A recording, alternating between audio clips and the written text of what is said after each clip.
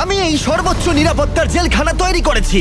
এই কপ আর এই ক্রিমিনাল যদি এখানে 100 দিন সার্ভাইভ করতে পারে তাহলে আমি ওদেরকে দেবো $5,00,000। হে কেমন হ্যাঁ, আছো? ভালো, তোমার সাথে দেখা করে ভালো লাগলো। হ্যাঁ আমারও, আমি লেনি। ইয়েন, তোমাদের হ্যান্ডকাপটা খুলে দেবো?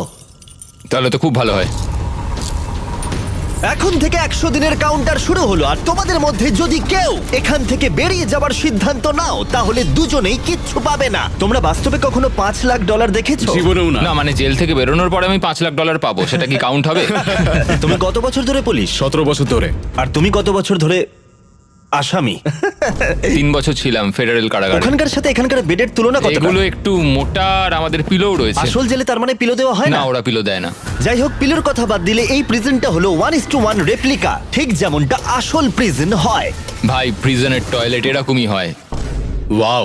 তোমরা দিনে 3 বার খাবার পাবে, প্রতি রাতে একই সময়ে লাইট অফ হবে, আর একই সময়ে প্রতিদিন ঘুম থেকে উঠতে হবে। Good luck.